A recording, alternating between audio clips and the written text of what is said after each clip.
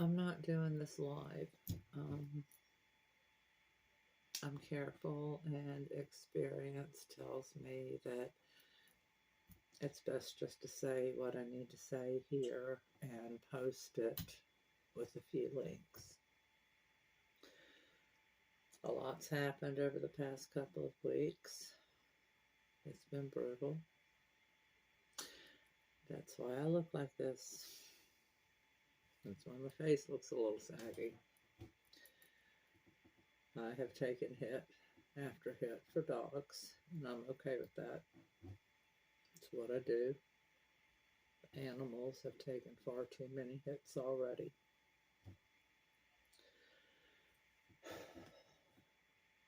How do you reach people who refuse to be reached?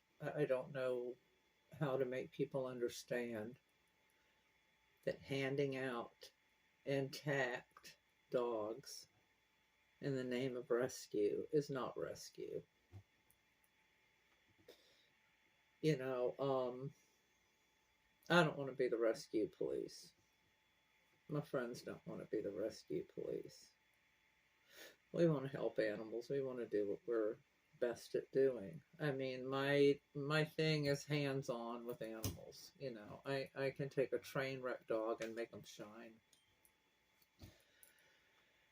But we are forced to act because the powers that be that should act don't.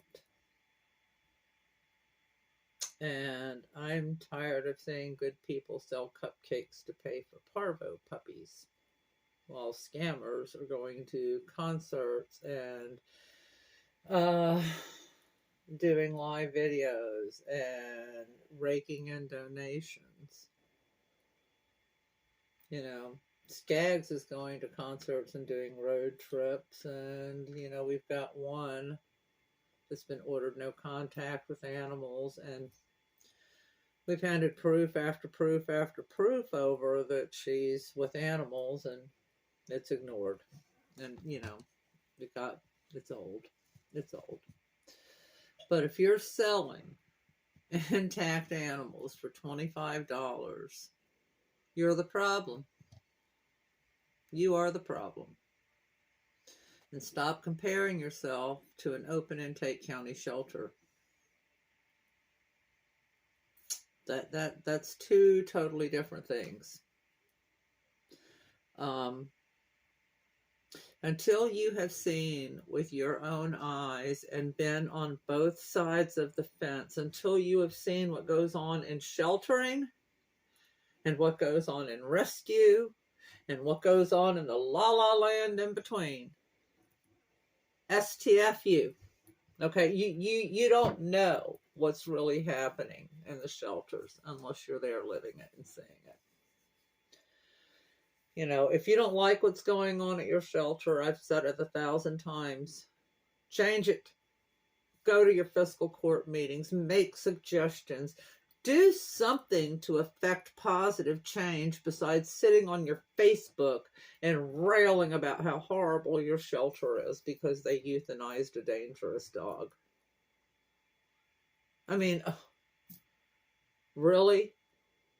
Really? You know, rescue is never, ever, ever supposed to make things worse. But when you hand out an intact animal and that intact animal has more puppies, that's anywhere from hundreds to thousands down the road that came to that shelter because of your irresponsibility. If you are the source of that animal, it is 100% on you to ensure that animal has been spayed or neutered. That's not up to the person that you handed it off to. That's on you. You are the source. You spay and neuter it. Charge more for your adoption fee, but spay and neuter that animal. And, you know, as far as the whole Kelly Blankenship situation, I mean, this was just... He ran a good scam. He's a scammer, okay? I've seen him say that I'm coming after his church. I don't know how to look up church fraud or anything like that. Church rules apparently are really different than nonprofit rescue rules. And all I can tell you is I can't find any registration for his church anywhere. I have no idea what donations for churches are supposed to look like, or where they're supposed to go, or if there are forms they have to fill out.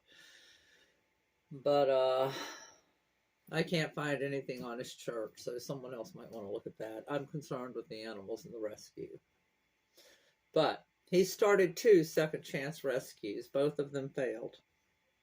But he had a 501c3 letter in his hand, and apparently he was given animals based on that letter. The Secretary of State and the IRS both maintain a database, and if somebody had just bothered to look up Second Chance Rescue in those databases, you would have seen that they were in bad standing with the state, and that they had never filed a single 990 until recently. He finally filed one in the past 2 weeks, and I find that kind of funny. But the people in Bath County have no recourse to find lost animals. There is no website, there is no database, there is nothing for people to say, hey, my golden retriever came up missing somewhere around such and such road. Can you keep your eye open for it? Oh no, we haven't seen one of those. It was probably sitting at Kelly Blankenship's house, because the Bath County dog warden sat on the board of directors of not one but both second chance rescues that were started in Bath County. And I spoke to some of the people up north. They were sending back what was described as literal tons of dog food and supplies to Second Chance Rescue. But witnesses on the site said that the dogs might eat every 4 or 5 days, and often the dogs were eating things like greenies and treats and snacks, not real nutritional meals. That little mommy dog, Matilda, got pregnant on site. Then he stuffed her in a crate with just a tarp over the top of it and no bottom. It was like a crate sitting on a muddy pallet with a nasty doghouse in it, and that's where she had her pups. And we got her pups at 4 weeks old, and they were all emaciated and quiet. And if you know anything about puppies, 4-week-old quiet puppies, that's a little scary. And her body score, I think they said, was 3. 2.5, 3. Something. I don't remember. I'd have to look. But that poor little girl went through hell keeping her puppies alive, and she did it. And now she needs a rescue. She needs a good rescue. She needs a soft place to land. She needs to be in a home where she can breathe, and she's not going to be shuffled around anymore. What happened to her is just sinful and shameful and so wrong. So wrong. And I can't help but wonder, where are the puppies that he said he pulled off that other emaciated mama he dumped? He injected that dog with something right there in Elizabeth's driveway and said, I just pulled her puppies off of her. What drug did he give her? And where are those puppies? And before long, one of the groupies will say, well, what have you done to save animals? What have you done? Just don't even go there. Just don't even go there. Myself and the ladies that I've worked with in this area for years just got honored by Rowan County for 20 years of service to the county. Tens of thousands of animals saved, ethically and responsibly. Working with the county, working with our animal control. And I've seen people say that our methods are wrong and mean, but conventional methods have not worked in Kentucky to get attention on these things, so we are doing unconventional methods. Why do the taxpayers and the donors and the caring citizens continually have to pay to clean up the messes that these scammers and hoarders make in our state? Why isn't the burden put on the abusers instead of the compassionate people? If you're in Kentucky, get on your legislator. Tell them you want cost of care. It is way past due. Without cost of care, it emboldens these abusers and allows them to drag their cases out in court and keep an unnecessary burden on the people in the shelters that are trying to help. I mean, we have so many things we have to change in Kentucky, but cost of care is a biggie. That's a biggie. The lack of that simple common sense law has caused so much harm. And I don't know.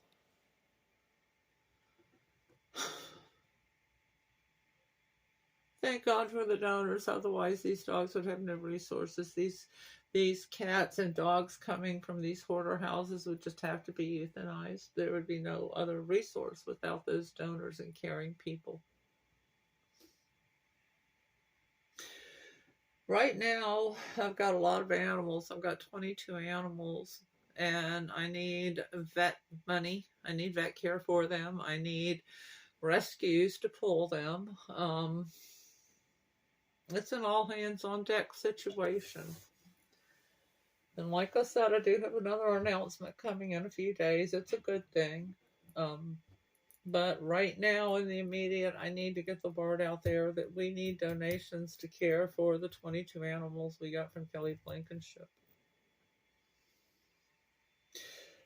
Rescuers rescuing animals from failed rescues in Kentucky seems to have become a norm. We got to stop this. Now, if you're a shelter doing the best you can and you're using a 501c3 letter to pull, please stop. Shoot me a message. I'll send you the link to FAPS. We have a screening team that will help you screen rescues for your shelter. And they do a good job. They are thorough. The 501c3 letter doesn't work. It's putting animals in bad situations. So, well, I'm scrolling through this. There was more I was going to say, but I'm tired. I'm not feeling well. But I do want to say, don't be afraid of these rescue scammers and hoarders, please. There is not a single scam rescue out there that has ever won their slap suit. Ever. They can't win them, you know. And if they had better attorneys, these scammers would know that. So Mr. Donald Talon needs to tell his little followers to stop with their, oh, that's lawsuit. Y'all don't know nothing. I almost said something Ruth would have said, but I'm not going to say that here. Anyway, TLC Rescue is a reputable 501c3, so your donations are deductible as allowed by law. Nobody in TLC takes a salary or compensation. Your money goes to help the animals. We don't play games with their lives. We take this work seriously. We respect the fact that we're 501c3 and we're doing the work that we promised our donors we would do, and we're doing it to the best of our ability. And we do that with your help and support. I'm not going to say right at this moment what our bills have exceeded, but they are. So we need donations. I wasn't going to take on another hoarder. I really just wanted to teach other people how to do it and stay out of it. But here I am. Help me get through this last hurrah. Let's save these dogs. Thanks.